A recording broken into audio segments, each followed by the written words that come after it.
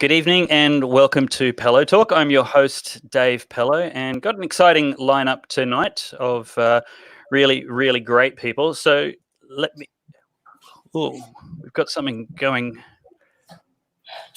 I've got a repeat in my ear. I'm sorry. I'm not sure where that's coming from. I'm going to have to close Facebook and YouTube. No. Where is that coming from? How about I just mute everybody else and make sure it's not coming from that? That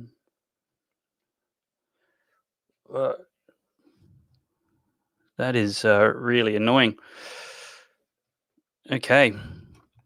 Can I still hear myself repeating? Can anybody else hear me repeating? Say so in the comments if you can. Oh, that is terrible. I'm going to have to fix that out. Let's get somebody else talking. The first person I'd like to... Well, look, I'm going to welcome everybody tonight and try and get over that distraction in my ears. It's horrible. All right, the first person to welcome tonight is John. John Anderson is the former Deputy Prime Minister of Australia and an all-round nice guy. He's been very, very helpful and encouraging with stuff that I've done. So welcome, John Anderson. It's good to have you with us. Good to be with you. And we've also got Mark Latham here tonight, Joe Hildebrand and Corrine Barraclough. Corrine Barraclough. I got that right before the show. Very good. I got it wrong the first time. But we're all there. Corrine, can you please take us through this article you wrote about killing men, please? Yes, can we just make sure that we're doing killing men in quote marks, because they're certainly not two words that I think should be put together. So this is Clementine Ford, who is very much the personification of modern feminism and the face of feminism, I would say, in this country. Very clearly displaying in black and white over the weekend, she tweeted that coronavirus wasn't killing men fast enough, which some people have been trying to say she has apologised and we should forgive and move on, but there are some very important broader points to make here. It's very important to realise that this is a repeat offender who actually is synonymous with the hashtag kill all men. And I think it's very important that people really start to wake up and realise that this is the dangerous political branch of feminism, which has nothing to do with equality. This is about money and power. And ultimately, when we look at Ford's tweet from the weekend, we can see literally in black and white, gloating in male suffering, which is the opposite, I would say, of equality. Equality has to come from equality of compassion, which is the opposite of gloating about male tears, especially in an environment of a soaring male suicide rate, which we should all be equally concerned about. So I think what's really interesting here is it's the first time that she has, quote unquote, apologised. I would say that that's a first small step of progress, but we have a really long way to go with this. It's really important that everyone's sane, everyone with common sense running through their veins starts to stand up and speak out against this kind of misandry, which is not part of feminism. It has zero to do with equality. It's not helpful, it's divisive, it's hateful, and we all have to stand up and take, yes, and say this is not okay. I agree, Corrine. Although I can still hear you talking in my ears. I don't know. This has never happened before, Corrine, but I think there's like a 5-second delay.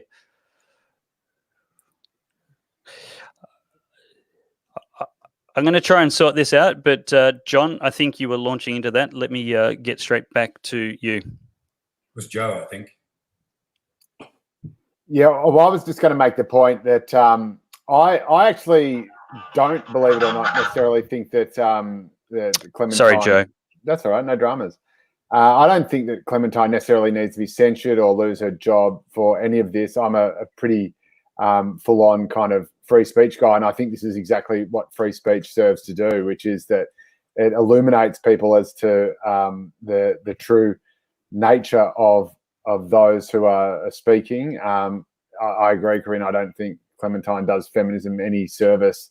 In fact, feminism would probably be better off if she stopped defining herself as a feminist. But I think you do have to be careful when you fall into the same sort of cancel culture trap that the extreme left is so keen on.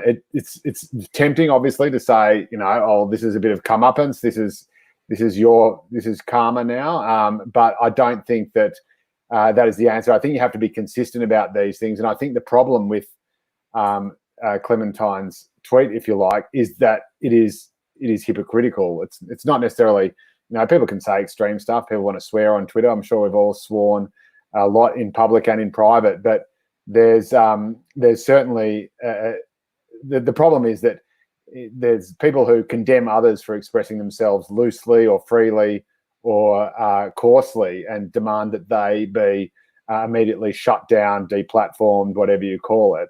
And then they go and do the same things themselves and expect some kind of impunity, and then only seem to apologise when the money runs out or is threatened to be pulled. So I think that is the problem here. The problem is not necessarily what Clementine did or didn't say. The problem is, where are all those people who are calling on everyone else to be shut down, sacked, locked out, fired, voted out, whatever it may be, when she does exactly the same thing and worse?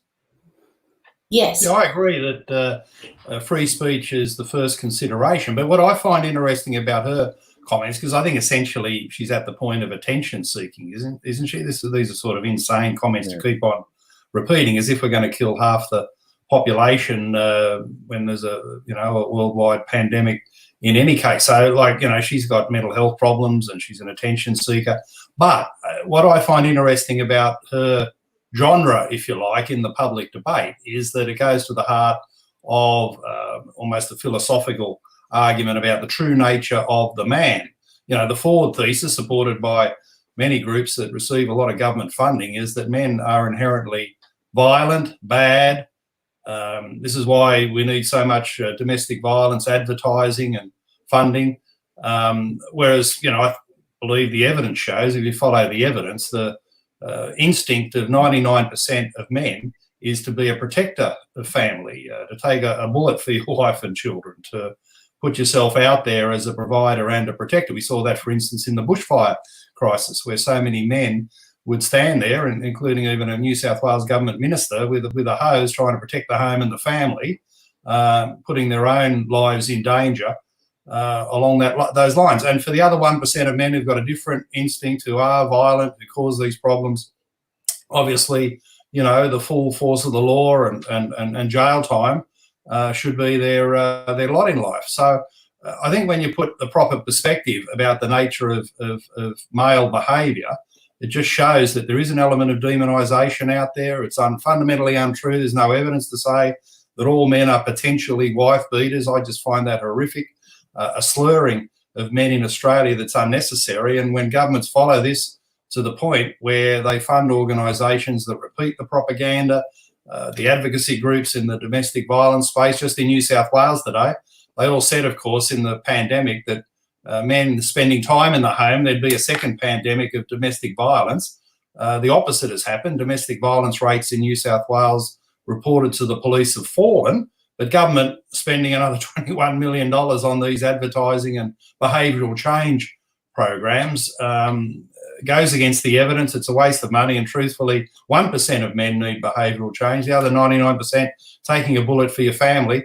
That's a great thing to do, and long may those men be protectors. Yeah, well, I think even just sort of pragmatically speaking, it seems an incredibly, and this is why I took issue with this seemingly naive, or at the very least very inefficient comments from one of the assistant commissioners in Victoria a while ago, when he just said, in response to a horrible murder of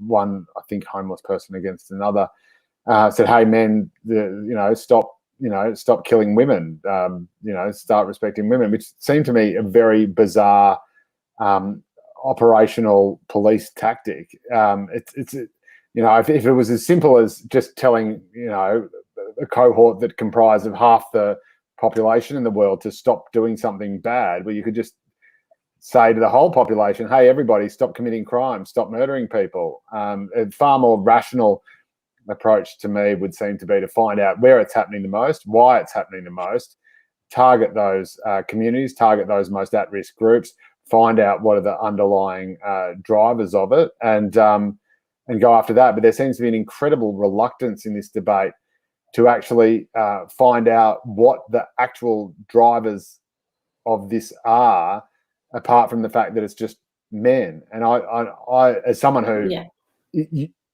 was of the left, and some on my good days, on my optimistic days, thinks I still am of the left, I just find it staggering that there's this unwillingness to confront big things like, disadvantage, broken communities, alcohol and drug abuse, all these things that, frankly, are peripheral to where I've come from, and are pretty obvious to me. There's a reason why, the murder rate or the crime rate is worse in Wollongong than it is in Wallara, for example. Yeah, well, that's what the data shows. It's not rocket science. We got Dave knocked out on technical reasons. Do we take over the show? Can I broaden the discussion into experiences in the lockdown period, and maybe ask John for his impressions, because one of the things I'm almost quite excited about it is a renaissance in the family unit.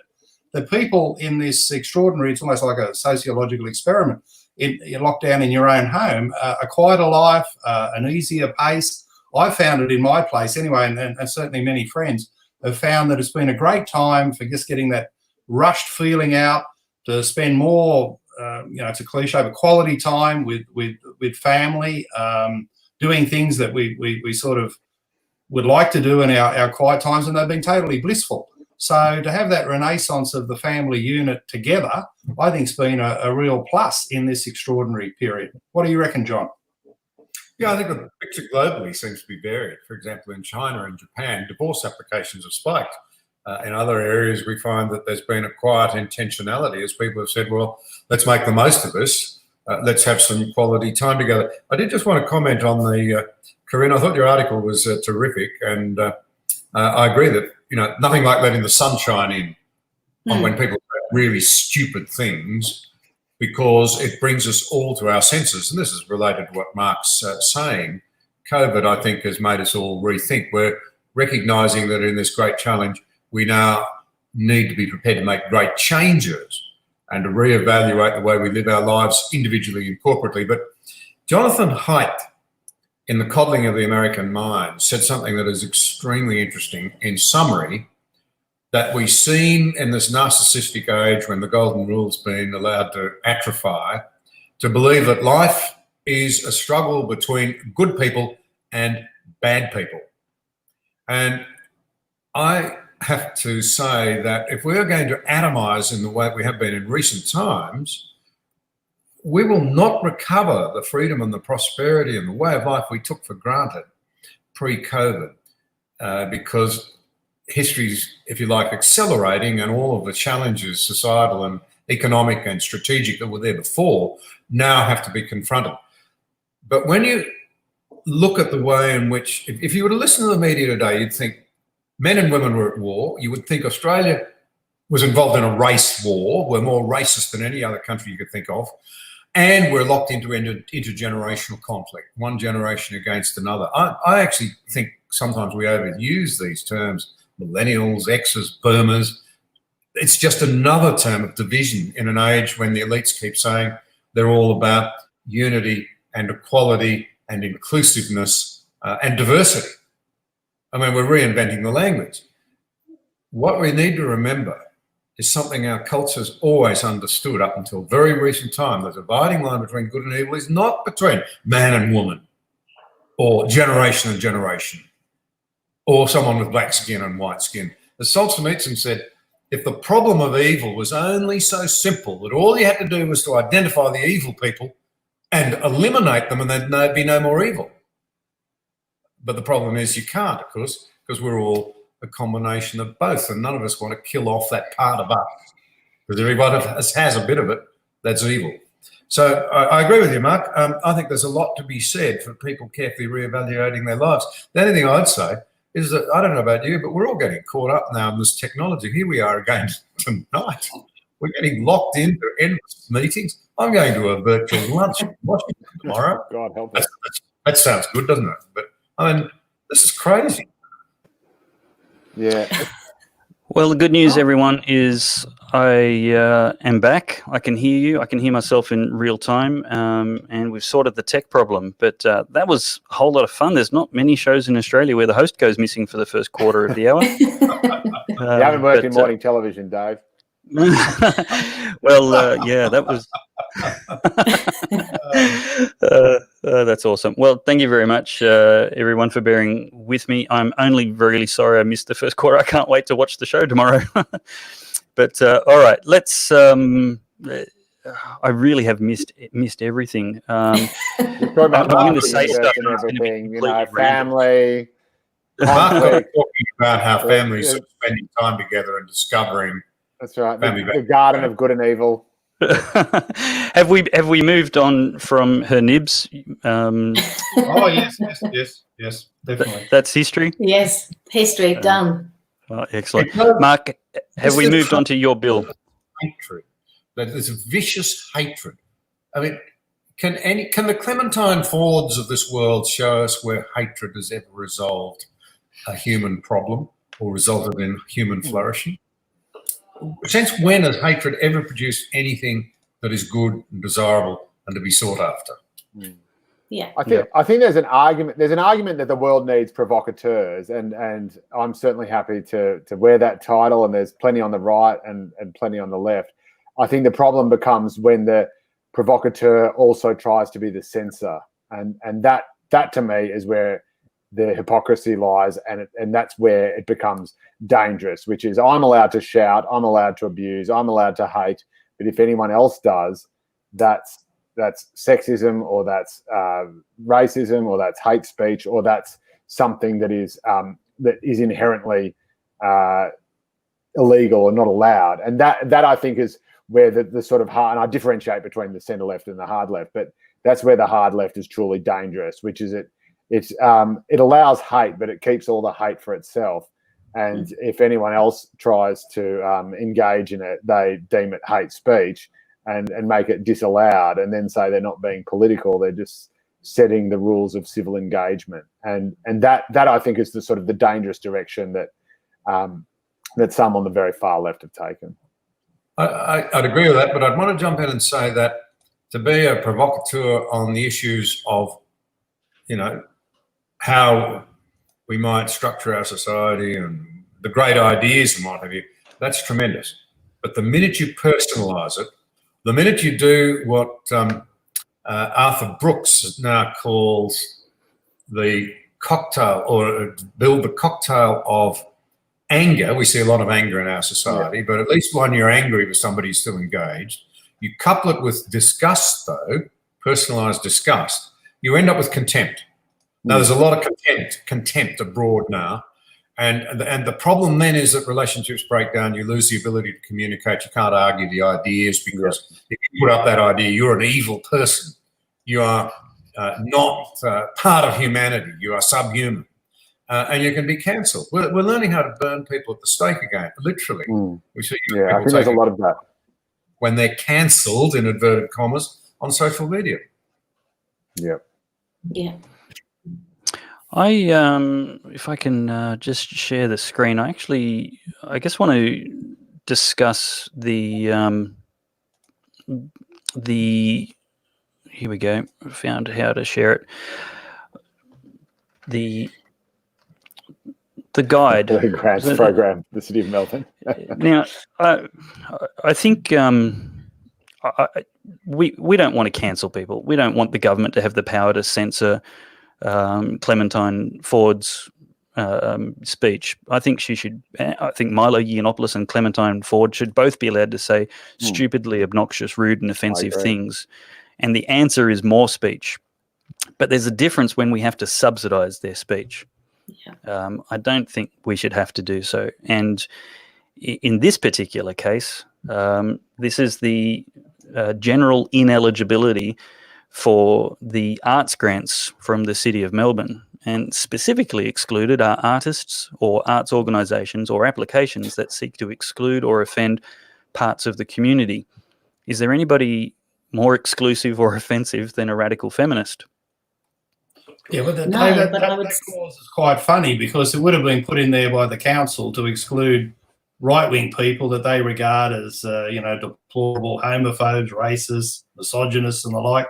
And it's really caught one of their own. I mean, I'd imagine the arts grants program at Melbourne Council is not really about the arts. It's about political opinion and subsidising people like Clementine Ford, who hasn't got, a worthwhile artistic bone in her body. So it's all politics, and you can use that clause to catch her. It's absurd in the first place that she would have got one of those grants, but that's inner Melbourne for you, and that's how they function. I think the extraordinary thing about that clause is it reads remarkably similar to Section 18C of the Anti-Discrimination Act, which, and again, I would just caution, and I guess I'm defending, a very Voltaire kind of way, defending Clementine's right to speak, and I defended Yasmin Abdul-Magid's silly comments about Anzac Day on the same principle, which is that if people on the right are going to say that we believe in free speech and that this is sacrosanct and that will, as Voltaire didn't quite say, but his biographer did, I disagree with what you say, but I'll defend to the death your right to say it. You have to allow that on the other side. Now, I have little doubt that Melbourne City Council grants probably favour the progressive side of politics. I think there was a Melbourne City Greens councillor who came out defending Clementine recently. I'm not surprised by that. He's actually the chair of the committee that approves the funding. Yeah, that's a point well made. But again, I think just as Jim Chalmers, who I think is perhaps a voice of reason in the New Labor Party, I might be alone in that, but said you don't solve right-wing populism with left-wing populism. I would say the conservative side of politics shouldn't seek to solve the censoriousness and pearl clutching of the left by seeking to then censor them themselves. It may mean that conservatives take a couple of hits to the jaw, but it's better to do that on a point of principle than to employ the same methods that you condemn the left for employing themselves. So, yes, the domain of the right might be more in private enterprise and commercial media and earning your own way. I mean, obviously that's what I do. Although the ABC did commission a couple of shows I did. And yes, maybe the left's lot is to cry victimhood and live off the taxpayer teat. But I think to say, oh look, we don't want to stop her from speaking out, but she should get fired from every platform she's on, is still looks a lot like cancel culture to me, and that's what I am uncomfortable with. Joe, we got a question for you from Bernard Gaynor. As a media personality, are you concerned that the New South Wales Anti-Discrimination Board is arguing to New South Wales Parliament, actually in a submission, that it should be able to accept, investigate and refer vexatious complaints to the New South Wales Tribunal for comments made outside the state about issues like marriage, family and morality? Are these institutions a threat to the free speech that you're defending now? Look, I would think so. I'm very concerned about any kind of star chambers. I know there are sort of serial complainants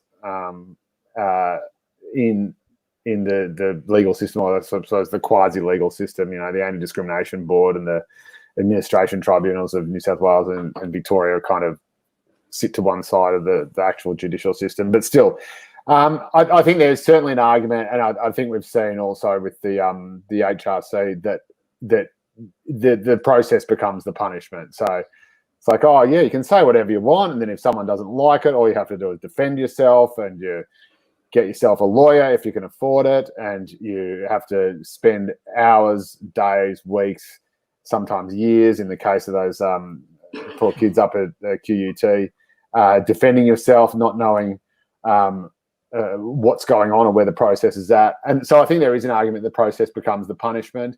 We also saw, obviously, with Bill Leak, which I thought was absolutely disgraceful.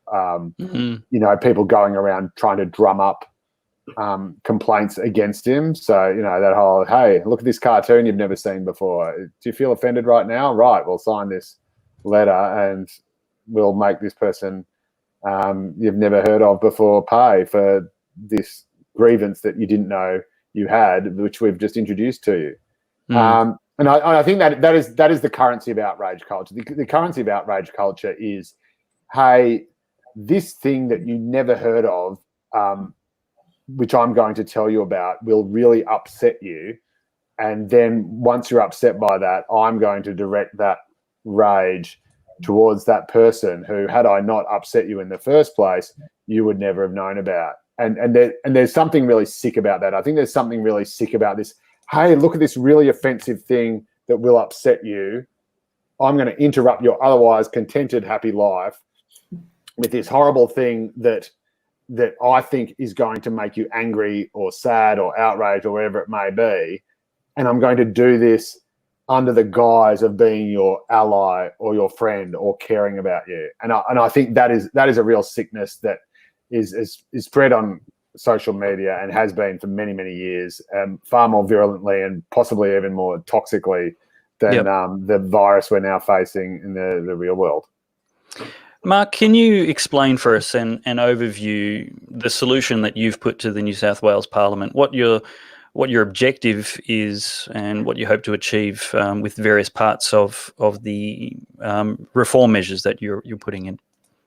Yeah, well, Bernard Gaynor is a case study that's led me to introducing a private members bill in the Parliament to say that we need a decent threshold of criteria before a complaint is accepted, because one of the problems, especially in the age of social media, is that these tribunals, and the New South Wales Anti-Discrimination Act goes back to 1977, so well before anyone even thought about the internet, that these tribunals can be used for personal, vindictive, political campaigning, and there are some activists who just completely flood them with a whole series of complaints. And in the case of Bernard Gaynor, he's the subject of a guy who's a gay rights activist who puts in scores of these complaints every year. And New South Wales has now got itself in the ridiculous situation where the Anti-Discrimination Board has accepted a complaint against Bernard Gaynor for posting on his Facebook page, living in Queensland, an ACL petition about the drag queen people in the local library. So why in New South Wales we're accepting complaints about a municipal issue in Queensland beggars belief. And of course, the gay rights activist has never ever lodged a complaint against Gaynor in his home state of Queensland because Queensland has this decent threshold where they don't accept frivolous, vexatious, serial complainants who are known to be doing this for reasons not to do with the public interest, not to do with justice itself, but part of a personal, vindictive or political campaign. So you need a decent threshold. And unfortunately in New South Wales, unlike every other state, we don't have that threshold. So I'm trying to write it into the law. And remarkably, the Anti-Discrimination Board, in their submission to the parliamentary committee looking at it, they're not trying to even defend what's happened with the volume of vexatious complaints. They're trying to argue it like it's a university law tutorial, that, you know, they're a bit like Ronald Biggs. They've got no history, this tribunal, that none of these Gaynor matters have happened. This whole volume of vexatious complaints doesn't really exist. These are just legal technicalities that need to be argued out. So the tribunals have become a forum for closing down free speech, for allowing a certain type of obsessive individual to use them. It's a no-cost jurisdiction in New South Wales, and it's gone way, way over the top. John, do you think the various states tribunals can be reformed, or do you think that there's a better mission and we just need to abolish them for the imposition they are on natural freedoms? It's a good question. If you stood right back and thought about this for a moment, essentially this sort of anti-discrimination and related legislation started at a federal level under Whitlam. It's a long time ago now.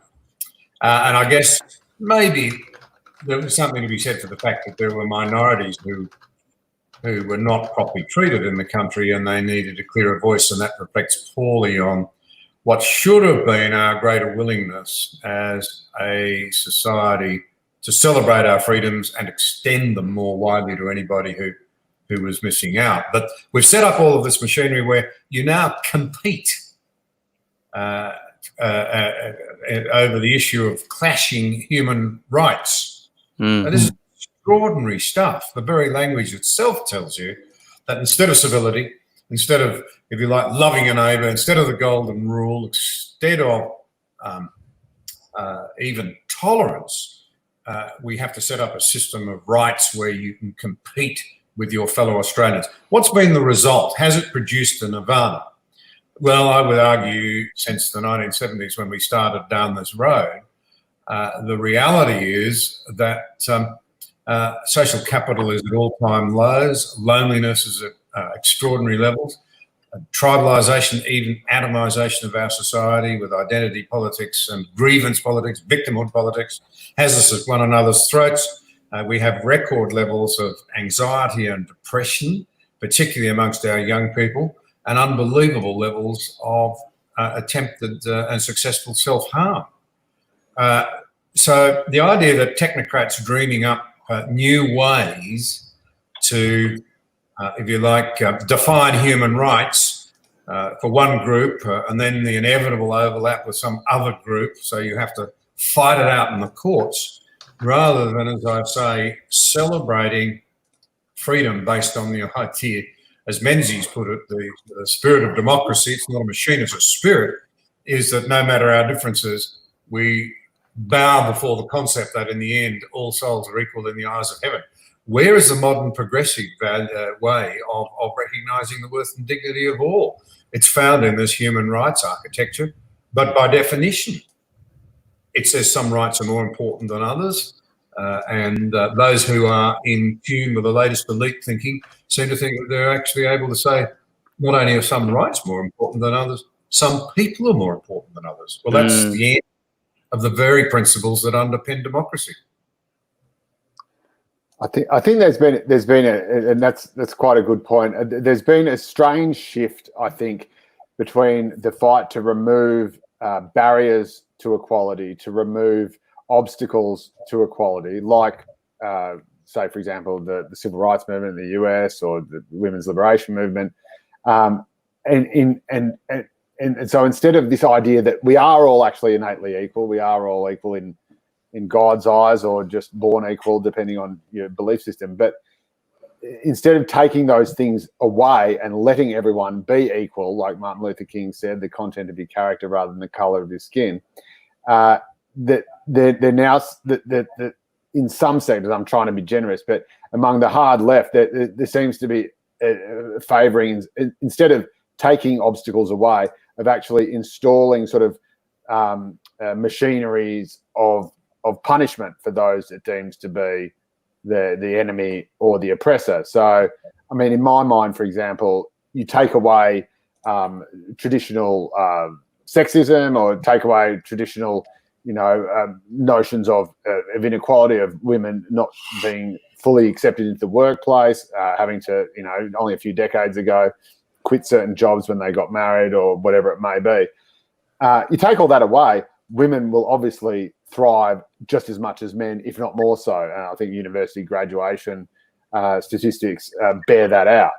And that, to me, is a very, very simple no-brainer. The idea, though, that to be truly progressive, you actually have to punish people in the here and now for obvious historical wrongs, which they had no part of, is insane. And the other thing, I think, is, as John was talking about, this idea that we're meant to be more enlightened than ever, but we're more miserable than ever, again, comes to this idea of people who are claim to be progressive, and again, I'm talking about the hard left here rather than most of the people in the middle, but being so sort of bitter and hateful that they deliberately spread nastiness, and it is not just the domain of the hard left either. So there are two examples I can think of quite obviously. One is a few years ago there was a Chaser skit about Make a Realistic Wish, which was satirising the sort of Make-A-Wish Foundation and taking a kid who was an actor, obviously, who was supposedly had a terminal illness, and taking the piss out of that idea that you would make every dream come true. Now, this was aired on the ABC, on the Chaser's regular show, but to a whole bunch of people who anticipated the Chaser to be what the Chaser is, which is, satirical, provocative, no holds barred, crude, occasional gasping, occasional jaw dropping, whatever. It wasn't until it was picked up and run with by Ray Hadley that this huge storm of outrage just started pummeling the ABC, and they got punished for it, and that led to a whole bunch of other stuff that became quite sort of emblematic in the sort of left-right sort of free speech culture wars, whatever it may be. The other thing is probably the Alan Jones comments about Jacinda Ardern, which when they were made on his show, I don't think, as far as I'm aware, didn't actually elicit a murmur of outrage or shock. But when the 2GB actually put it online and said, oh, here's this segment, blah, blah, blah, it was picked up online. It was run with by the obvious groups who everyone is familiar with, which I won't credit by naming, and said, hey, did you hear this thing that Alan Jones said? Well, of course they didn't, because none of them actually listened to Alan Jones.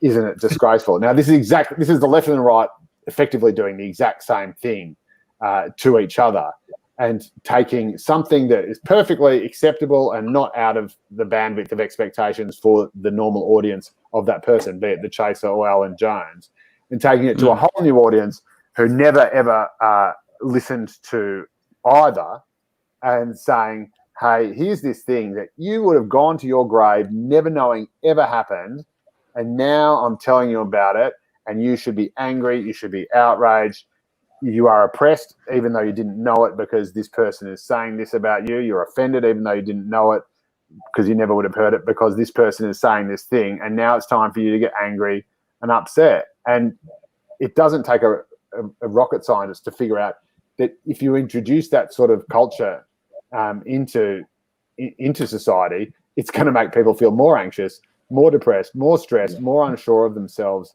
in the world. And yes, people are going to have higher rates of mental illness. People probably are going to start topping themselves more often because they're suddenly getting this sort of shotgun of stuff that they never even wanted to see, that they never sought out in their novel lives, that never even came up organically in their communities or their circle of friends or even the media they chose to watch, which is actually being thrust at them by these kind of outside players who are trying to make them upset almost for their own ends, which I think is very sad and something we need to look at.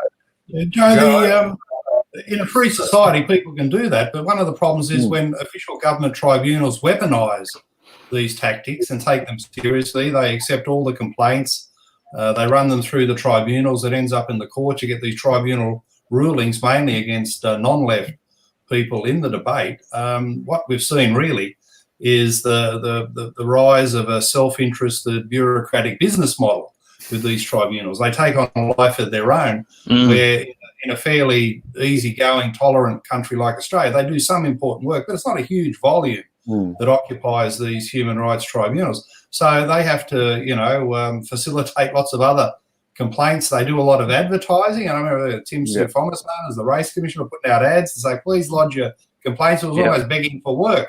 And this is a common characteristic. So I think that's the problem with the tribunals. It goes beyond civil society, and government gives some stamp of approval to lawfare and the way in which outrage is weaponised in the legal system. Yeah, absolutely right. I would have thought the purpose of an Anti-Discrimination Act was to stop a black person or a gay person or a woman or whatever not getting a job that they were eminently qualified for because of who they were and conditions they had no control over. I would not have thought that the purpose of that was to find people who were offended by a cartoon they hadn't seen and then pursue action on that basis. I think you're right. I think that is disgraceful. Corrine, I want agree. to ask you what you think about the way we get ourselves out of this. We saw a comment just recently on the screen talking about responsibilities instead of rights. Will abolition of the various discrimination tribunals around the nation create a flood of victims and defenseless people who are being exploited, or will it actually contribute to a greater sense of responsibility? Well, I would hope that it would contribute to responsibility, but there's definitely a whole culture movement against responsibility, and much as I can drag that back to feminism once again, with equality comes equality of responsibility and accountability. So, you know, all of that has to be important. Just to pick up on what Mark was just saying, though, the key word here, I think, in this conversation is weaponise. And what we've got to wake up to is the broader people really trying to weaponise things for political gain. That's what we've got to be very careful of. I'm struggling to hear. Yeah. We can hear you, Corrine. We heard you fine. Did you hear? Okay. Were you not hearing yourself? No, something's flashed up on screen, but I think I'm here. Yeah, no, you're here. We're just putting comments up. I'm just putting comments up. But do you think? I guess there's three things going on at the moment. Mark's looking at some reformation of anti-discrimination tribunals, which have become kangaroo courts and activist in a very demonstrable way. I guess the conservative dream would be to abolish them across all states and territories within a short space of time. But then we've got the federal government who've legislated the undefinition of marriage and now trying to provide some positive protections at a federal level for the dangers that's creating as the demands of the LGBTIQAX plus agenda keeps marching on. Which of those three do you think is workable? Because workable has to be, I guess, the thing we go for as opposed to ideal. Definitely workable is the key word, but I think also we've got to wake up and wise up here to there is a section of the activist left agitating for minority groups who don't specifically need legislating for. You know, we've got to wake up to what's actually going on here, I think. Of course, we're in trouble. Australia is essentially, is a secular society, but we have got ourselves into some real trouble around the same-sex marriage debate. But again, I think we have to look at who was weaponising that and for what political gain. You know, we've got a section of the fringe far left agitating and creating problems, creating they're troublemakers essentially. Well, Bernard Gaynor's chipping in, says, as someone who's been brought before the New South Wales Anti-Discrimination Board 37 times without a single successful finding against him, he hopes that the changes Mark brings in will prevent anyone else from suffering the gross and very expensive abuse of the justice system. It certainly does seem to be abuse, and there certainly seems to be a self-vested interest in perpetuating it from those some of those employed there. Let's move on to another topic. I just want to invite viewers to stick around. This is an hour-long show, and some of our panelists will have to go for other commitments, believe it or not, at 9 o'clock or shortly before. But we're going to continue beyond without interrupting this stream as we have done in recent weeks. And we're going to head on probably to about 9:30 for the overtime show. So when I say goodbye at 8:55, don't turn off, stick around, because the overtime show will continue uninterrupted straight away. And I also want to take this opportunity to thank the Pellowe Talk partners, people who chip in a little bit each month voluntarily because everything is free and broadcast and available, but these people just believe in keeping this work going and growing. And if you'd like to help and be part of that, you can become a Pellowe Talk partner at pellowetalk.com, and you're sure to find the links nice and easily there. Now, we have, Mark, your federal leader, let me see if I can share that screen. Well, anyway, she's wanting to challenge the unconstitutional border closure in the High Court. Queensland is talking about going on for a very long time without letting people in. You Mexicans with all of your germs and infections. What's the prospects?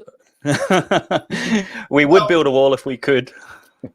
Well, Section 92 has been there a long while. It's quite a famous clause in the Australian Constitution about free trade between the states. It was part of our Constitution so that the states wouldn't have tariffs or restrictions on movement and trade in the early years of our federation, because that had been some of their habits in the colonial period. So, and Section 92 was used to knock over the Chifley government's bank nationalisation measures, for instance. So you'd imagine that Pauline Hanson is onto a good constitutional argument here that trade between the states should be free. The High Court previously has said only in exceptional circumstances. But I think when you get to the point where there's barely a new infection in Queensland, the curve has been not only flattened but smashed into the ground in New South Wales and other states, there comes a time where the health argument evaporates. And Dave, quite frankly, we're well past the tipping point in Australia, where many more people are going to die and suffer from the deep economic recession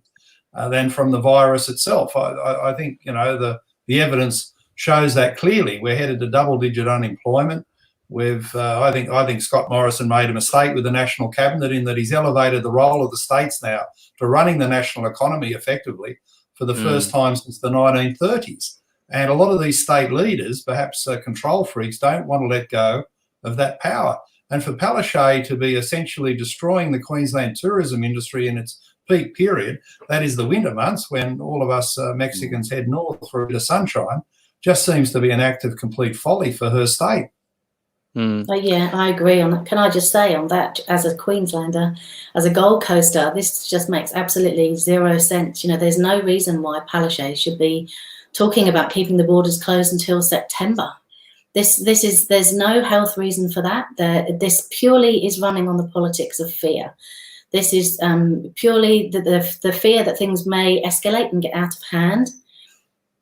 And then it will cost her basically in the October election. But here on the Gold Coast, the economy is shot, and it's going to be harder and harder and harder to reclaim the ground that we have lost the longer we sit on our hands. And there's no justification for this. There's absolutely no health evidence to suggest that this is needed. The economic devastation is absolutely really immense.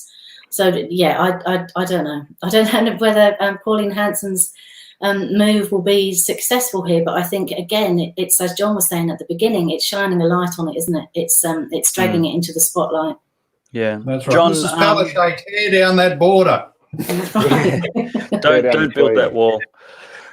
John, you were I've heard you talk in detail about the back-breaking, excruciating hours and hours, long nights and weeks spent fixing the budget to get our nation out of debt. And I've heard you speak about it as intergenerational theft. Now, we've gone, obviously, and undone all that good work, basically in 2007 and many times since then. But it seems to me we could end just about all of the problems we're talking about at the moment. So many people talking about we need more money, businesses complaining, we're not getting enough support and so on. Isn't it long past time, for the sake of the very real economic causes of other health problems now throughout the entire society, to just end these restrictions, because the cure surely is now well and truly worse than the sickness? Yeah, well, hard to know where to start. I think it's worth making the initial point that, of course, Australia's response has revealed some very interesting things. The first thing is that we want to and we need to be able to trust our leaders.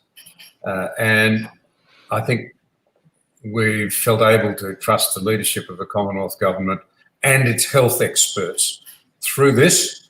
But the Australian people they're not mugs, and they recognise, I think some weeks ago, the time had come to start returning to normality, even if there was an element of risk with it. I believe that very strongly. I think there are a heap of other things that could be said.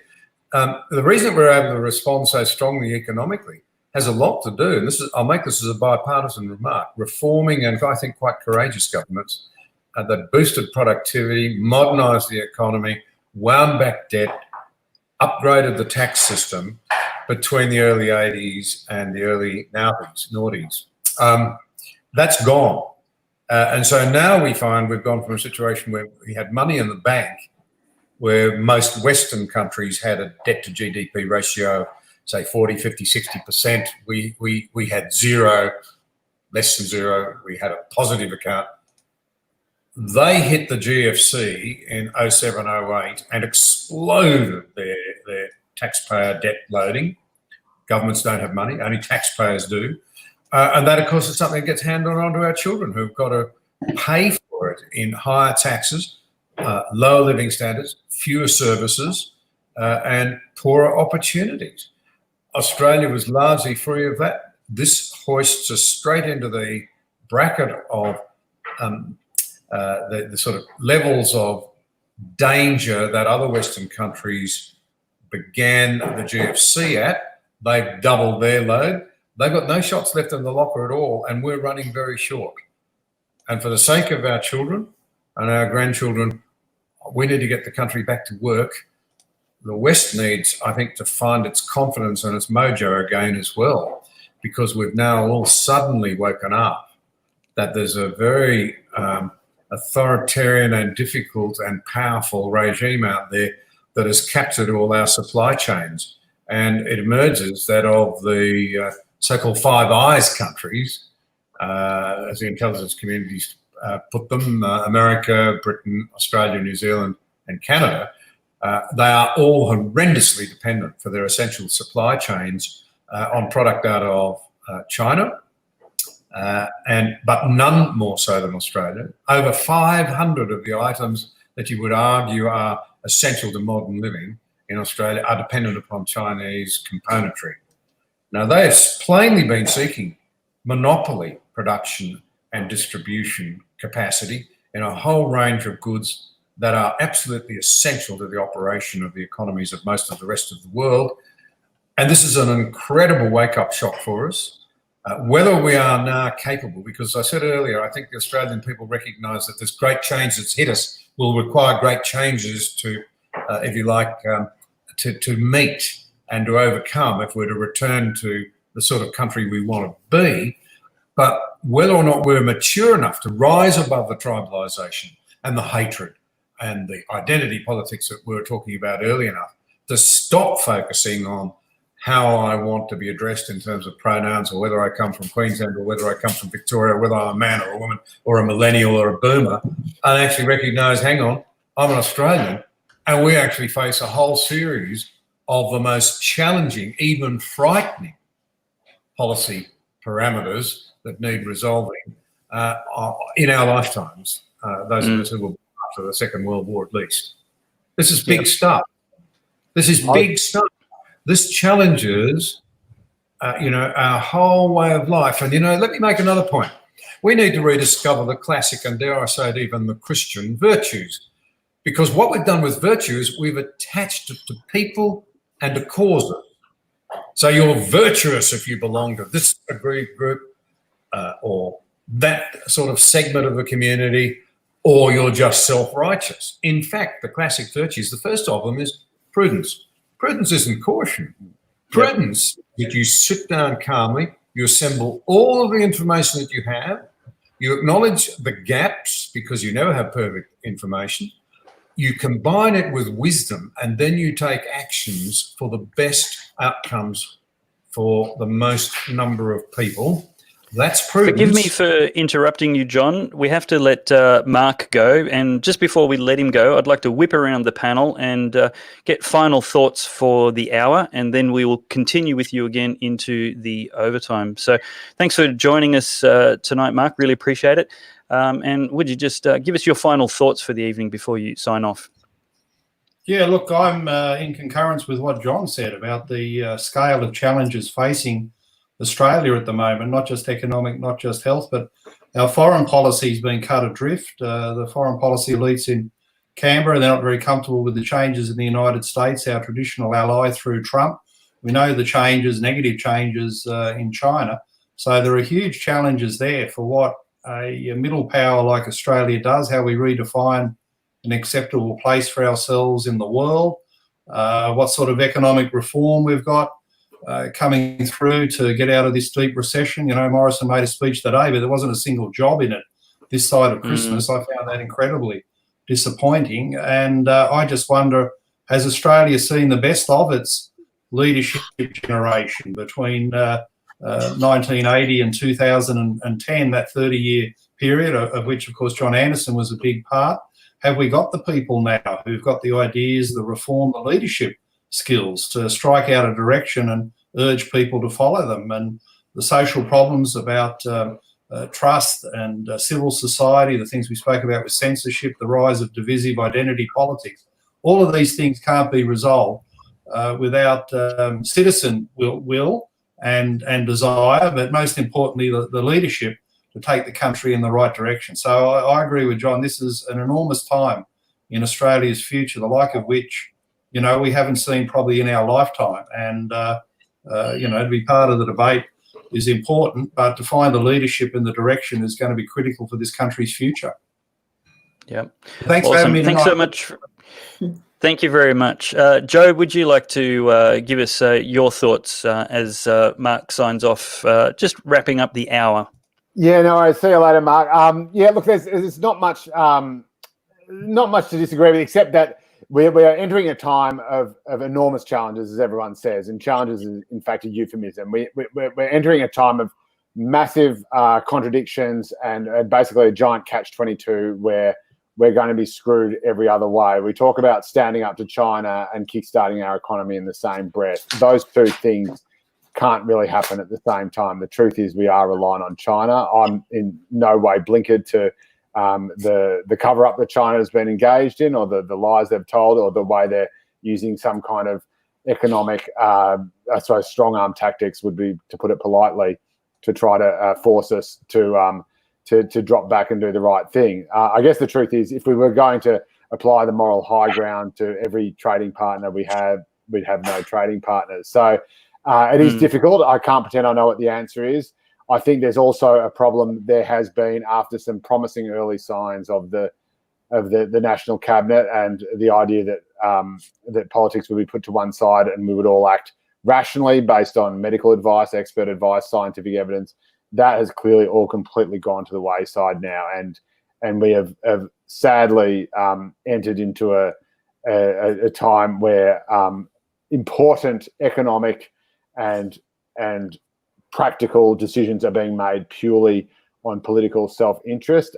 As someone who is still very sentimental to the Labor Party, I find that personally very sad. I think Albo has been good, but I think clearly the ridiculous holdout positions of Daniel Andrews, for example, on schools, and Anastasia Palaszczuk on closing the borders and tourism are just insane. That these are quixotic adventures. There is absolutely no medical or scientific or data-based evidence for shutting the border to Queensland at a time when, let's not forget, flattening the curve means a stabilisation of the rate of infection. It doesn't actually mean driving it down to zero. That is eradication. They are two completely different strategies. Right. Flattening the curve, stopping the nation's various health systems from being overrun. That was always the strategy, because we all knew that to pursue a complete eradication strategy would effectively involve shutting down the entire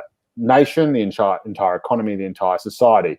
Now, it is clear that some states have gone rogue on that, and they are pursuing an eradication strategy against the fig leaf of what is the more sensible national strategy of simply keeping the virus to a manageable level, being responsible, washing our hands, keeping a bit of distance, and trying to keep society functioning. Now, it is absurd, the position, I'm sad to say, that the Queensland Premier has taken. I don't even think it's been taken in her own self-interest. I don't know why she wouldn't want to get small business people, hospitality and tourism workers on side and have them voting for her in the election coming up. It seems like madness to me, but for whatever reason, she's decided to do this. Dan Andrews, I know, is something of a zealot, if you like. I thought he was a more rational man than this. I can't believe for the life of me, from having had some pretty bruising arguments with people on TV and social media, whatever, I cannot for the life of me understand how wanting to put kids in schools, being taught by teachers, not their parents, why wanting to have parents in jobs, why wanting to have people going to work, paying their union dues if they're members. I can't understand why kids in schools and adults in jobs is not the most fundamental Labor thing that anyone could want. I can't understand why that is not the most fundamental Labor principle that any Labor government would not get down on their knees and pray for every other Tuesday, and why there are governments actively thwarting that and stopping that from happening. It is just crazy. Beyond me. And to be honest, as a Labor supporter, it kind of breaks my heart. And there have been some really good people. I think. Joe, I'm going to get you on the couch in just a minute. We're going to examine the psychology of a Labor voter. It's been a rough 10 years, Dave. We'll do that. But I just want to give Corrine and John 60 seconds to wrap up the hour, and we'll move officially into overtime. 60 seconds, holy moly! You want a soundbite? I know. I should have said that for Joe. Exactly. What can I say? I would just like to say that democracy is not just listening to the loudest voices. And so, just because it's fashionable to hate on Christianity, and just because it's fashionable to become a fierce feminist, we should, at heart, question our own moral compass, and don't be afraid to speak up if you see inequality in any form. There you go, 60 seconds. Wonderfully disciplined. You should be in media. John, just give us your wrap-up thoughts for the hour. We'll split this up in a video tomorrow, but right now we'll keep going. Look, I think my message would be, if we don't unite now, I do not believe we will recapture the sort of country where Australians can celebrate their freedoms and personally flourish. Brilliant. Thank you. Well, that's it for this episode of Pellowe Talk. As I said, we're about to continue without a break into overtime. If you're watching this later, it will be a separate video. But if you're watching this live, you don't need to go anywhere. To get more from Pellowe Talk, you can see past episodes. These videos will stay up on Facebook and YouTube. You can watch the replays later. Over the following week, we'll split the whole evening into topics, which will then be posted to Facebook, and on YouTube it'll just be split into the first hour and the overtime show. You can also get lots of this plus articles and interviews on the Pellowe Talk podcast, which is available on your favorite podcast station, and you can also follow us everywhere on the social media channels wherever you are there. I want to thank tonight's guests. We've had Mark Latham, but he's had to pop away. And you can follow them on Twitter, where you'll find everything else you need to, the links about their other offerings. You've got John Anderson AO, Real Mark Latham, Tweet Corrine B with a double R and one N, and Joe _Hildebrand. I have to spell it out for the podcast. But that's it. So thank you very much for watching, and we'll see you in the comments section. But now, Barramundi, great name, said Premier Palachuk is acting outside the realm. It's hard to spell, but a little bit of effort wouldn't have hurt. And is that we've got Palaszczuk? Yeah, I think it is. We've got a sponsored question here. It'd be nice to respect. Thank you, Joel Jamal, for the $5. Question for John, and this looks like a great segue into overtime. Feel free to not limit this to 60 seconds, John. How do we reverse the long march through the institutions? Where to start? In a way, I'm not sure that you can reverse it. I think they've been right through the institutions and come out the other end. So maybe what we've got to do is start at the trail end somehow and institute a march of reason, logic, and calm, other person-centeredness, humanity through the institutions in a spirit of goodwill and genuine inquiry, all of which seem to have been missing. It's worth noting, of course, that march was quite intentional. And for a long time, I didn't use the term cultural Marxism. I sort of thought, oh, that's corny, and people say, oh, don't be silly, you're dreaming, there's no such thing.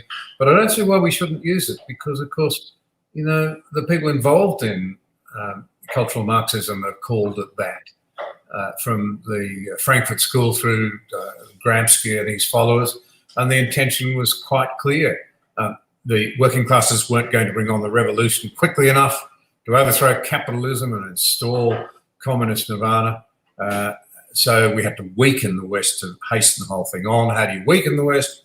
Well, you march through the institutions and destroy them, break them up, the universities, the churches, you attack marriage, you undermine confidence in parliaments and the judiciary.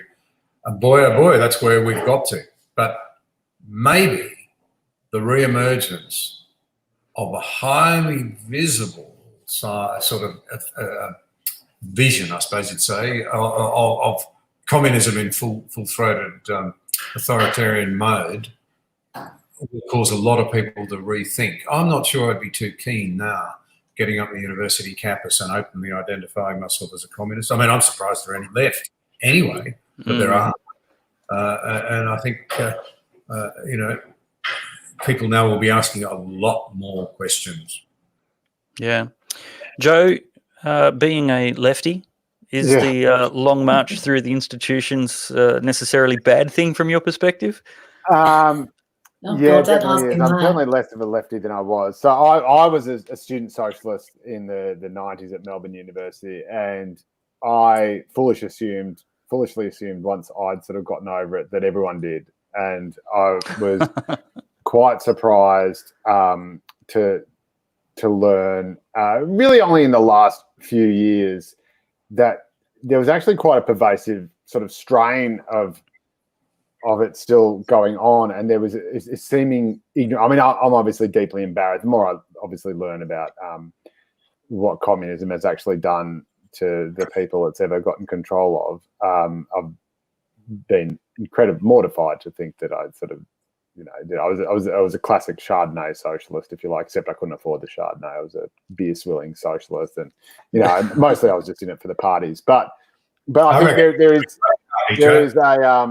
there's an understandable rebelliousness of youth, I think, and it expresses itself in all different ways. Some kids do drugs, join gangs, become socialists, join ISIS. I don't think it's any surprise that when you have, especially young men in the last sort of throes of hormonal adolescence, that they seek to rebel against whatever institution they were raised in. What surprised me are a couple of things. One is baby boomers and relics of the 60s and 70s who still adhere to this, adults who should know better, who are still gibbering on about it. And the other is, I suppose, the pervasiveness of social media. I get the sense, I don't know, but I get the sense that there are actually a whole bunch of people not like me who actually didn't sort of go through the motions of student unionism or student activism or whatever it may be, who actually hear about these ideas for the first time via Twitter or Facebook and say, hey, why don't we just have a universal wage for everybody, or why don't we just make ex-billionaire, be it Warren Buffett or Bill Gates or the ones you don't like, just give away half their money and everyone will have it. And you get these weird confluences of far left and far right ideology, like the 1%er movement is a classic example. The Occupy Wall Street movement had outsiders on both sides of politics, overwhelmingly radical left, sure, but also plenty of people who were right-wing enough, so right-wing as to oppose society altogether. I mean, there's not a huge difference between extreme anarchy and extreme libertarianism, I guess, if you like. And it's no surprise that a lot of Sanders supporters were Trump supporters. Again, the same sort of people who think you have to tear down society to start again. They can't necessarily agree on what you start it with, but they both agree on the tearing down. And then I guess once it's all smoking rubble, they'll figure out the details. And these are the sort of mindless thugs who are able to get much more influence in an age where everyone can spread whatever they want to say, and certainly the more simplistic and simpler, the message, the easier it is to spread. So basically, the dumber an idea, the faster it runs, and that is the sort of thing we're dealing with now. And I think the centre parties, the mainstream centre left and centre right parties, also have a lot to answer for, because they, while there was a sort of broad agreement on what the sensible way forward was, I often say all governments actually look the same. What sort of happened was this sort of pyramid structure where you had people from the left and the right coming into the fold, coming into the system, coming into government, power, business, the usual appointments, whatever it may be, sort of rising to the top and basically just forgetting about everyone else below them. And people were being left behind on both the left and the right. People who were, working class people who just want to take care of their jobs, who were once Labor voters who work in a coal mine and then find themselves being shouted at by hippies from 1,000 kilometres away who are telling them that they don't deserve the right to put food on their table because the planet, they're killing the planet. This is the sort of thing that we're confronted with. So you have an age in which simplistic politics is able to capitalise on very, very genuine grievances, and the moderate, intellectually sound, if you like, or rational centre-right or centre-left of politics has lost touch with its base and actually has no base. And that's what I think you're kind of seeing. I don't know if you know the rebel symbol in Star Wars, but it's kind of like a bird with its head up here and the wings coming up there. Well, the wings are sort of coming up and they're starting to peck at the head. And that, I think, is what we're seeing in politics now. And I don't think it's any coincidence that with the rise of social media over the past decade has also coincided with all these mass groundswells of populism that have seen things that none of the, including me, I'm not exempt from it, but no one in the intelligentsia or the system, the press gallery or the mainstream party saw coming. Trump, Brexit, Bojo, ScoMo coming back against all odds, not to mention the implosion of both Labor and Liberal parties, where not a single Prime Minister ever managed to serve a first term. And even in countries where there hasn't been a populist right or left movement to smash the political norms, you've seen brand new centrist or brand new movements, like in the Liberal Democrats in the Liberals in Canada, this new En Marche party in France, Germany. Again, you're seeing a massive rise up at the far right with Le Pen. You've also seen in Austria, we saw I think a presidential election where the Greens were going against the far right party, and the Social Democrats and the centre right party were nowhere to be seen. I mean, you cannot look at the past decade and think that something extremely volcanic is going on, and it's probably not an exaggeration to say that this sort of uncertainty and these sort of rumblings, these nationalist rumblings or populist rumblings, I would say probably haven't been seen since just before the Second World War. I'm not saying that's going to be the outcome or whatever, but I'm saying that you haven't seen sort of socialism versus fascism being talked about as actual concepts. Yeah, I mean, it's insane to me as a child of the 90s, where if you'll forgive me for interrupting, just I want to pick up your point on socialism, and I want to ask Corrine to comment on these comments from Stephen Shavura. Stephen's a speaker at the Church and State Summit and a great mind. And this is an interesting comment, Corrine, which I'd like to get your thoughts on. It's probably something I would instinctively balk at. He says it's one thing to be a socialist, which has a strong Christian tradition behind it. I don't know about that. It's another to be a Marxist, which is driven by hatred. He then goes on to say Marx hated Christian socialism. He thought it was utopian because it wasn't violent. And then he says, I realized that the Marxist ideal of a society in which everyone would freely share was bollocks when the Marxist Student Union refused to back voluntary student unionism. They didn't even believe that the people would voluntarily give to the cause. What are your thoughts on that, Corrine? There's a lot to unpack there, isn't there? There is. There really is. And we're back again to the politics of hatred, aren't we? You know, we've come back to that. I actually wanted to pick up on something from the point before about the leftist march through institutions. Can I just say on that point, we really need to start somewhere. And you know, if you look at when coronavirus first arrived in Australia, one of the emergency experts was saying, if you wait for the perfect time, if you wait to get your response perfect, then it will be too late. And I think in some ways we can kind of apply that to all of this, and in the same way as we're having conversations about Marxism. We have to start somewhere. So we have to start speaking up when we see ridiculous comments. We have to start speaking up against socialism. We have to start speaking up when we see this green left socialist agenda being smuggled into other issues. And if Mark was still here, he would probably drag that back into domestic violence yet again, talking about funding. But yeah, we have to make a start somewhere. Sorry, I've rambled.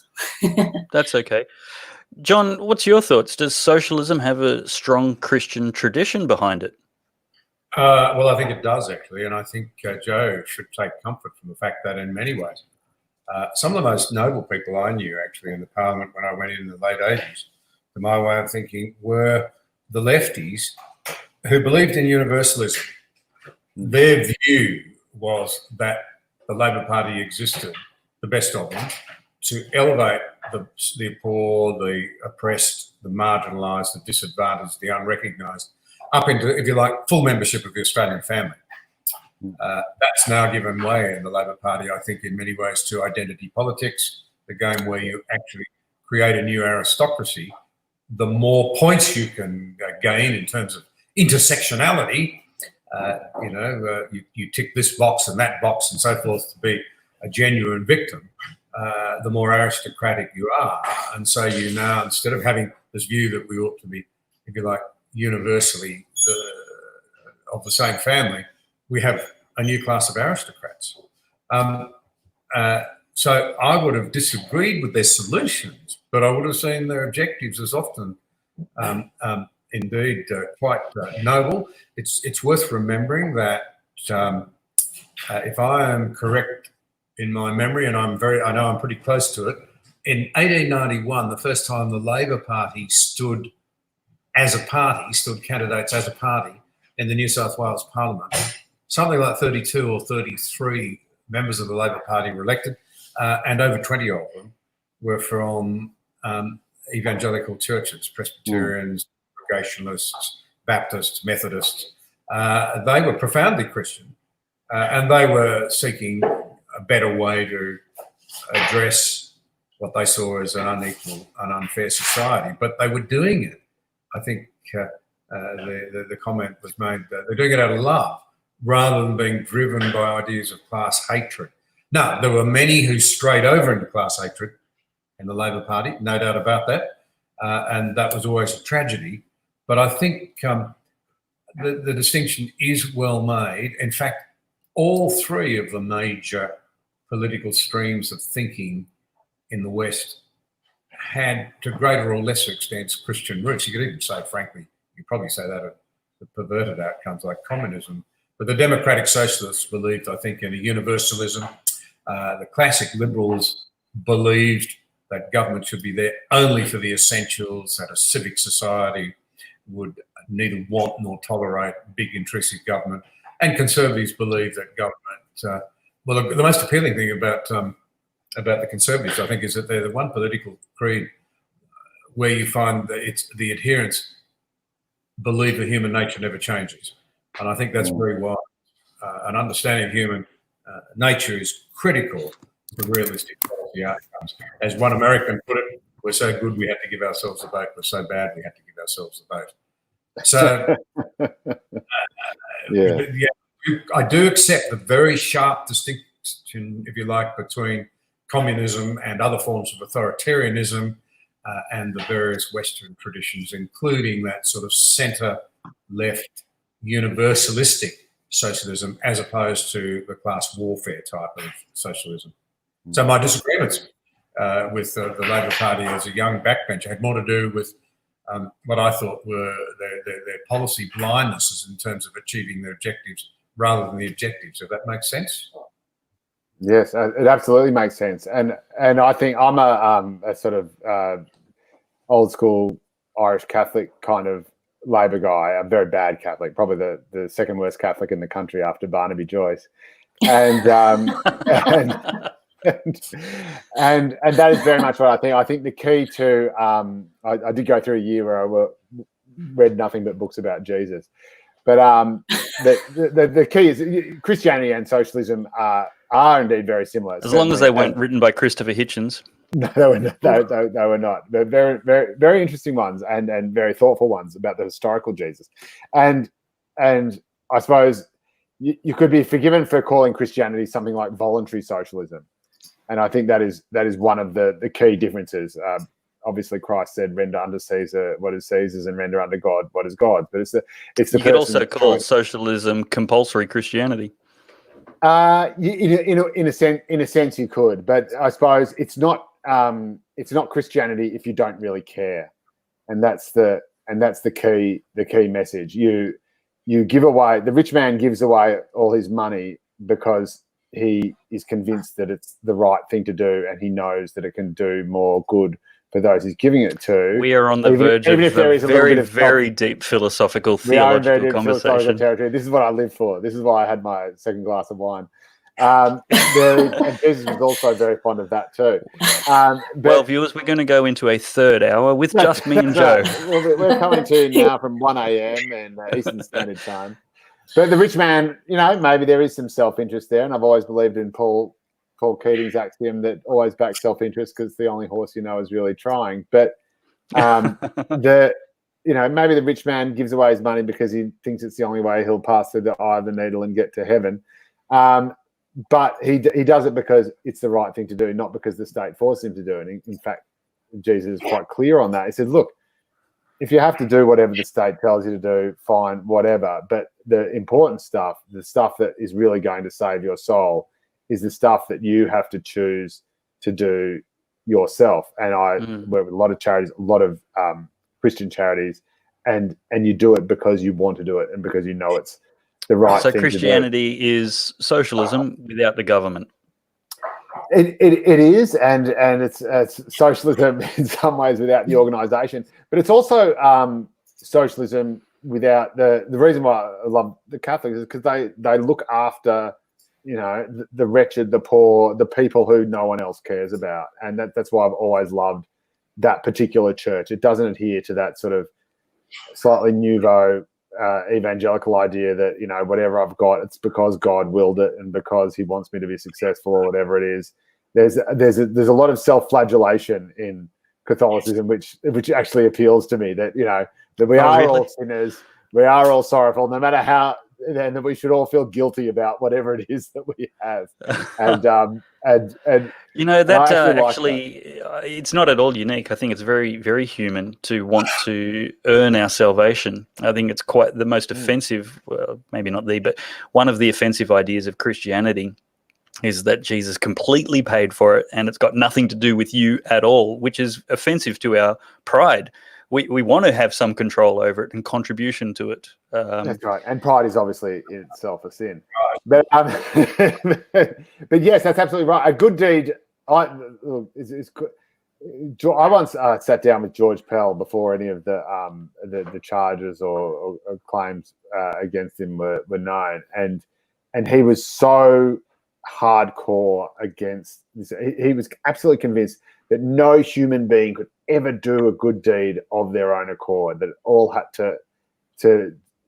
had to be done as a vessel of God. That he was so. I mean, this guy, he's pretty hardcore, and that we're all sinners, and we're such sinners, and because the minute you do something good, that you're going to feel good about it, and that therefore ceases to make it an altruistic act. The fact that you feel any joy in doing a good deed immediately negates the fact that it's a good deed, and therefore that good deed itself belongs entirely to God, and you can't take any responsibility for it. That's how hardcore he was. But John Anderson, chip in. What do you think about what I had to say about pride and salvation, etc.? You looked like you had something on the tip of your tongue.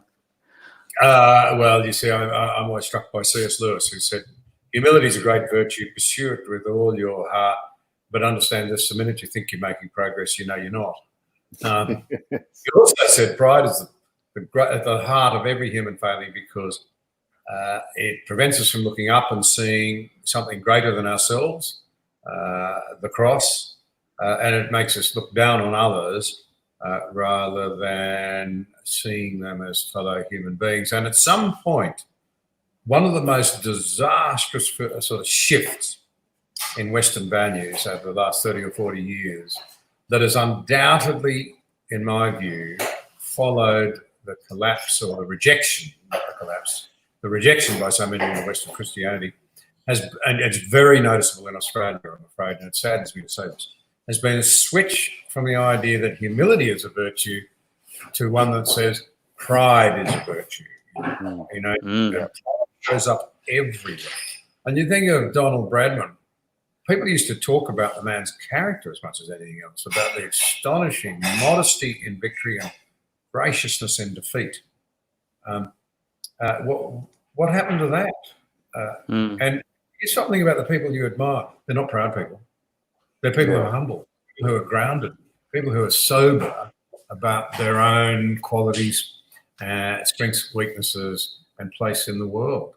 And I think there's nothing more appealing than meeting people who are great contributors in no matter what realm, who are not on themselves. Identity politics, by the way, you see, has at its heart an unhelpful pride. I think that's true. I have to say the pride and the pride for something that you've actually not done yourself. Like, I mean, I could not be less proud of myself for being white or a man or straight or it's immutable. Any of the things that I just happen to come out as. I can't think of anything less prideful or pride-worthy, I should say. It's baffling to me that this is the new bastion of the hard left. But this is extraordinary. So we're rebuilding a class system. Yeah, I agree. And I think it's worth noting on the subject of things like cultural Marxism or whatever that may be, none of this is being driven by actual poor people. None of this is being driven by the actual disenfranchised or forgotten people, the people you'll see in Blacktown or Mount Druitt, where I grew up in Dandenong, or Elizabeth, or Logan in Queensland. None of these people are talking about cultural Marxism. None of these people are talking about identity politics. They could not be further from their concerns. It is people who are actually quite privileged, or at least privileged enough to have gotten to university, who then need to find some excuse for justifying their anger or claiming some form of oppression, so they can then, which is a symptom of the wonderful their job ideology our ancestors have done building this society. We've done so well at eliminating injustice and inequality and barbarism that we now have to invent problems and look for something to occupy those people who want to fix everybody else except themselves and fix the world around them. We're creating. I'd put it another way. I would say there are actually still very, very real problems and a very real underclass in society, but it is certainly not the vocal class that we hear crying oppression. It is certainly, as I said, to much outrage over a different debate, or in fact the same debate some time ago, that these people aren't on Twitter. They're not the ones going on about how bloody offensive everything is. But Joe, they have the the real problem here is that they have no voice. You know, That's right. there is nobody speaking for them. And you're right, we've gone full circle, and now we're at the point where we are creating classes, and we are creating new things to be aggrieved about. And again, bringing it back to feminism, we really see it there. They've run out of things to fight for, and they've just become increasingly shrill now about less and less. And I think that's identity politics in all of its forms, is creating new problems. It's exactly what you were saying, Joe, earlier about outrage. You know, that it's creating things for people to worry about, new problems. We're in search of new problems. Well, the darkest irony is that we haven't actually run out of things to fight for, but we're just not fighting for them. And so, you know, if you look at things like shutting down schools, that is going to screw up the most disadvantaged students, the poorest students. They're the ones who are going to slip through the cracks and get left behind. And yet you have supposedly progressive Labor governments supporting the shutdown of schools and consigning these kids to oblivion. Just ask the Smith family, ask World Vision, ask anyone who works in this sector. And I work with charities in this space. I ask the Ardoc Youth Foundation. You know, my mum works as an integration aide in one of the most disadvantaged schools in the country. They know what's happening. They know that once these kids, it's hard enough to get them to school in the first place when schools are up and running and all hands are on deck. You shut them down. It doesn't matter if you say, oh, no, it's all right. If you're really disadvantaged, you can still come. You think the neglectful parents say, oh, yeah, no, we're the disadvantaged ones, Mr. Premier. Yeah, we'll keep coming. I mean, honestly, how naive and stupid do you have to, and out of touch do you have to be to think that that's going to happen? That the kids who are already on the slipperiest pole are going to be the ones who are still the last ones going to school after everyone else has left. I mean, that is, for anyone who cares about education or poverty or disadvantage or child welfare, that is just the most horrendous, idiotic position you can take. I mean, we've spent generations trying to make sure that the most disadvantaged kids go to school, and then in one fell swoop, because of the whims of a few panic merchants and completely unqualified political lever pullers, we just we're just going to shut them down even though there's no reason to. And so what if we leave a generation of kids behind? I mean, that's what makes me sick, and that's what makes me it's heartbreaking, because ultimately what we're doing is creating incredibly long-term problems. And I think the really heartbreaking and really sad thing is that people don't realise they're so obsessed with the here and now and the lockdowns and you know, the emergency of and this whole culture of alarmism. But we're creating problems that we're going to be stuck with on many, many fronts for a very, very long time. And you're absolutely right. Leaving children behind, that's long-term consequences we're talking about. I think one of the big injustices that's entrenched in our systems and legislations, and it actually completely invalidates my claim before that we've solved everything. We've actually started destroying our culture with our failure to promote marriage and family, specifically empowered motherhood. We now fund the destruction of our children instead of the empowerment of our mothers. Instead of solving the problems which are causing fear and pressure, anxiety, and a perception that there's only one choice, instead of solving those things, we throw all our money at just killing them. And I think it's the greatest blight on our time. The single biggest thing I want to see changed in my generation, and it won't take an election cycle, it'll take a generation, is to abolish pro-abortion candidates like we abolished pro-slavery candidates from Parliament. It's just reprehensible. Like we're talking about euthanasia legislation in Queensland at the moment. At the other end of the spectrum, devaluing the sanctity of human life. And all it really takes to solve the suffering problem, because it's not a life problem. Taking the life isn't going to take the problem away. It's just going to end everything. Death isn't therapy. But we're seeing in today's news, I saw fantastic suggestions that $100 million, less than $200 million could be spent on palliative care funding. Well, this is exactly where we should be doing. There's so many solutions we could be providing instead of taking the cheap morally violated way out as a society. And I think that's a damnation on us. And you know what? Forget the government solutions. Quite often it's just coming down to us. What are we doing to help a woman who's considering adoption or abortion because she feels she can't be a parent right now? Yeah, You're chucking in euthanasia and abortion. And I would not agree with that. I do have concerns about euthanasia because I think there would inevitably be social and economic pressure on selfless older people to want to say, "Oh, don't worry about it, darling. I'll just slip off." And I also find it ironic that there's a lot of pro-euthanasia people who also say that we must save 95-year-old lives at all costs, no matter how much it destroys the rest of the society. But look, on your first point, I would just say I'm also very pro-marriage. I'm pro same-sex marriage as well, and I think marriage is fantastic, and I think anyone who can be a part of it and raise kids in a loving environment should be encouraged to do so. And so, you say pro-motherhood, I certainly agree, but I would say pro-fatherhood as well. I think fathers should be absolutely more involved in their kids' lives than perhaps has traditionally been the case in the past, and I'm certainly trying to be.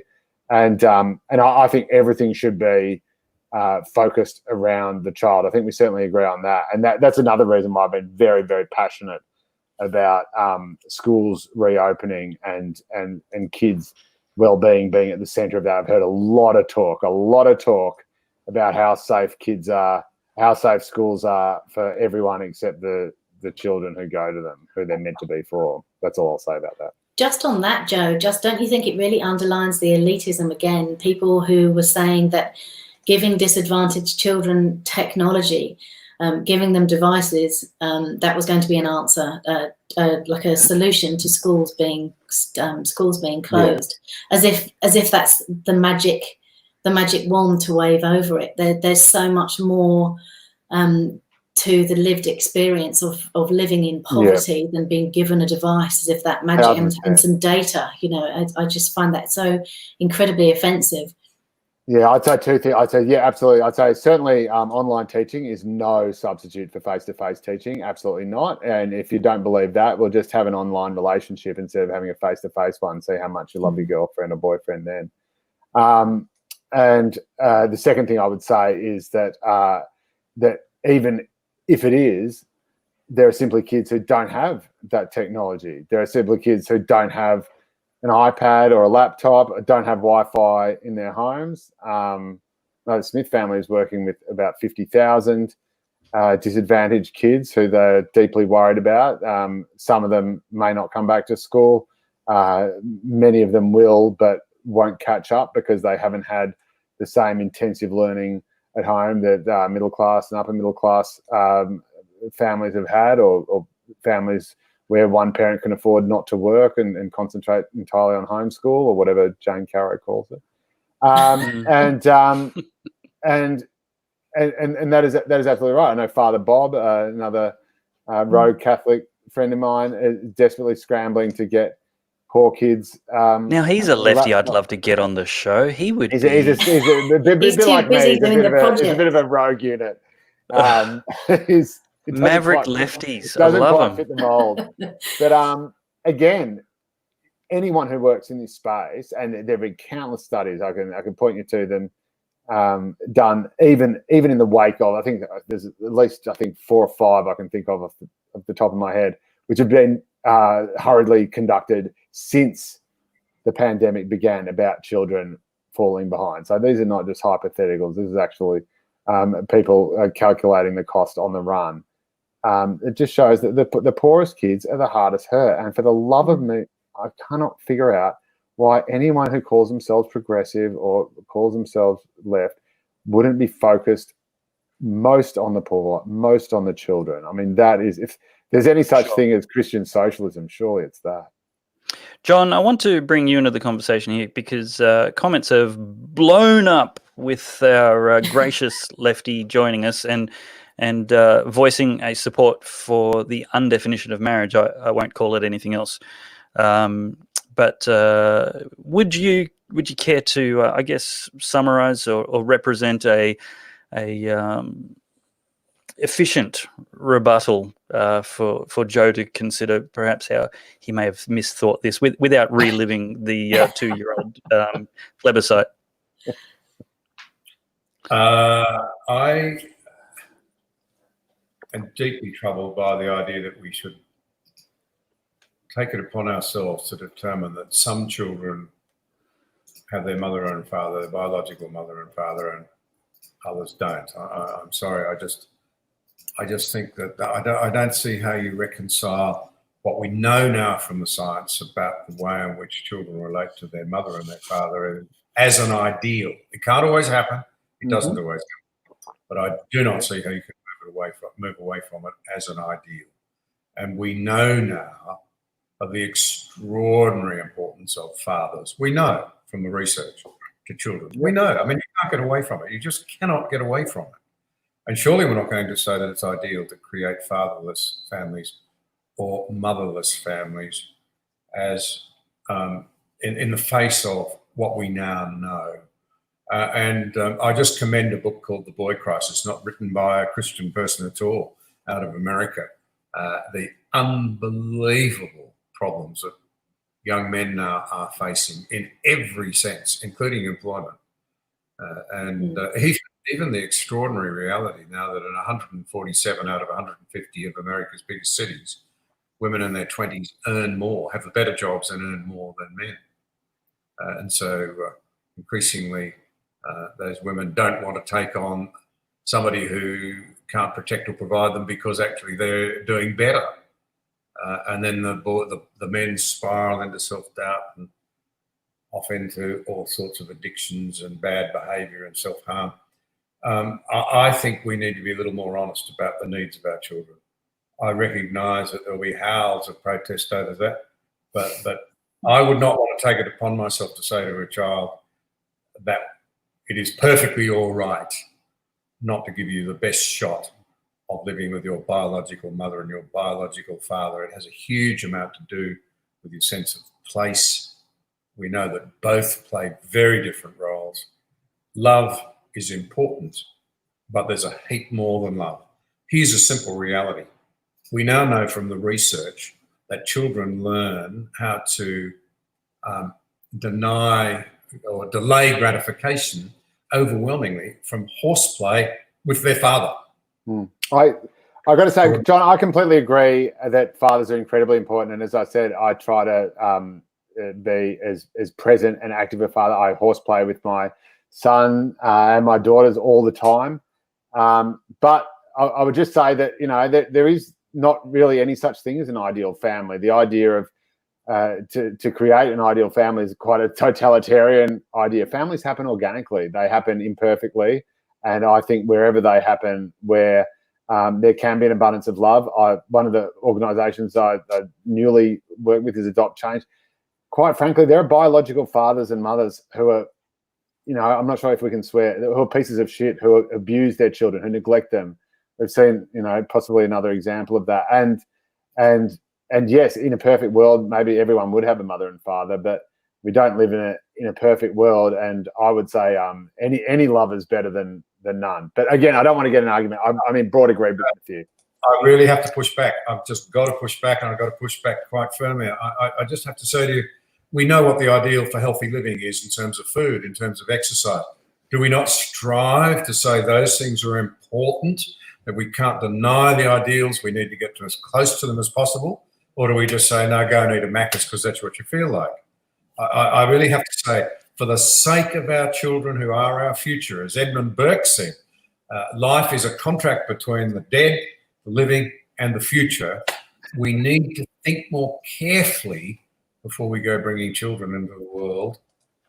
You know, they are voiceless. Corrine talked about people who don't have a voice. Our children don't have a voice. I've got to say, I just can't agree with that. I know many people with many kids with two mums or two dads or whatever it may be, and often a combination of all the above. And these are people who have often strived much harder to have kids because they really wanted them and really wanted to raise them and love them than a lot of traditional male-female combinations who just had them for no reason whatsoever. So Hey, Joe, I'm a good Catholic boy, but not quite good enough.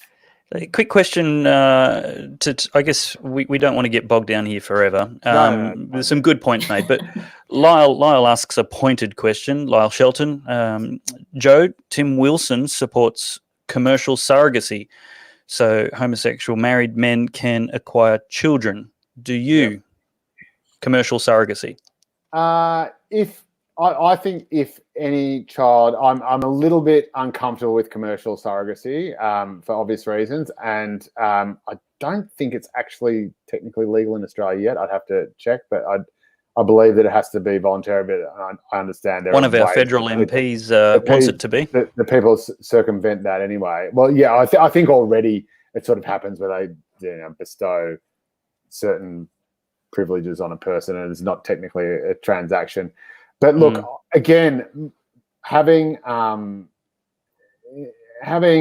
dealt with, having looked into, shall we say, I won't get too far into it, but having looked into this could be a lot issues of fun. around child welfare, child disadvantage, children living in the most appalling circumstances in this country and overseas.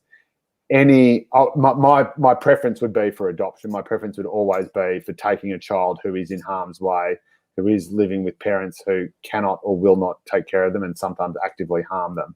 My preference would always be for taking that child and giving them a loving family, be that gay, straight, purple people eater, whatever. I don't really care. The child must come first, and I think there should be some consistency there. If you really care about children, you want them to be loved. You shouldn't be preoccupied with who's loving them. And so that would always be my preference.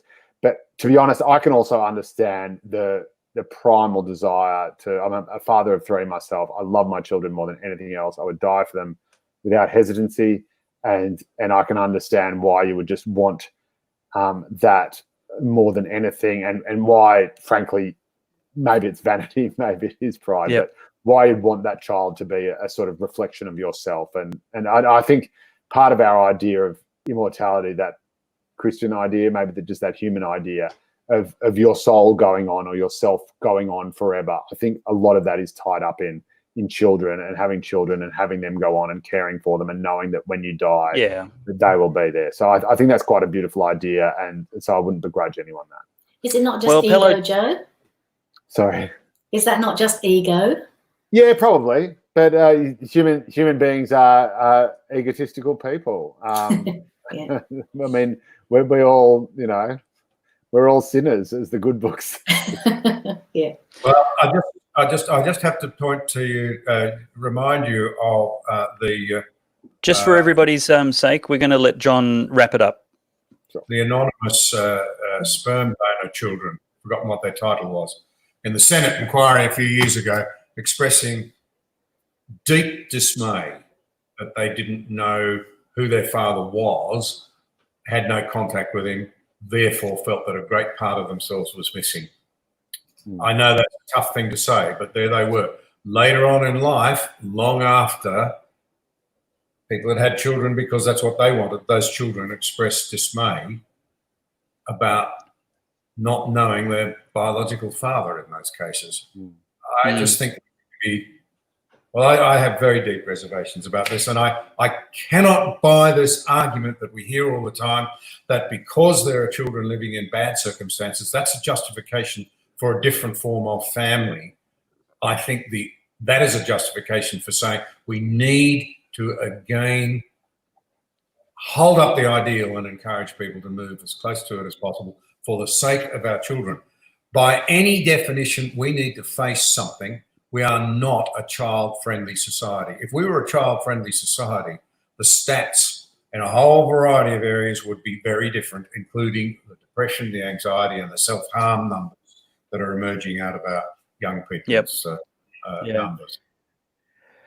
We've had a couple of people, I guess, in the comments section wishing that there wasn't a lefty preaching to us about the benefits of same-sex marriage. But I promised I'm a heterosexual white male Catholic lefty, so I'm about as I'm about as harmless as you're going to find. I so appreciate you coming on, Joe, and I hope you do Absolute again, because this is not Q&A, and we actually do want to hear the other side. And unlike Q&A, I think you've heard a balanced, represented side of both on that. And I love the disagreement, and I want to hear the other side and give people who disagree with me the opportunity to persuade me I'm wrong, and have that opportunity reciprocated. That's obviously a big topic that we could take a lot longer. But Joe, huge gratitude for coming on. And not at all. It's been an absolute pleasure. Anytime. I'm sorry for the fact that you're going to be called literally Hitler tomorrow because you came on a right-wing show. It's very strange being a lefty when the right love you more than the left does. But anyway, this is the brave new world that we all have to become accustomed to. Yeah, well, there's quite a few. Sorry, John, we lost that. Say that again, please. I was just saying, if I had my way, we could all go out now for a friendly beer. That's right. Well, soon we will. Inshallah. Inshallah, we'll soon be able to. I'm afraid Corrine and I aren't allowed to leave Queensland. So yeah, exactly. John and I are not allowed in. That's right. We're working on that. John and I are working on that. Maybe we can to make another couple of calls. He's not getting any from the Chinese ambassador. So maybe we can meet at the border. Yeah, awesome. exactly. So look, to the viewers, I'm sorry you got subjected to some left-wing shows. You thought you'd found a safe refuge from the national broadcaster here, but look, we don't want an echo chamber. We always sneak in. That's right. It's the long march coming. I promise you it's not that. There is no money in Pellowe Talk at all. They're not interested. Look, there's a Dylan saying, Dave, show us your Braveheart video on Pellowe Talk on the youtube.com/Dave Pellowe.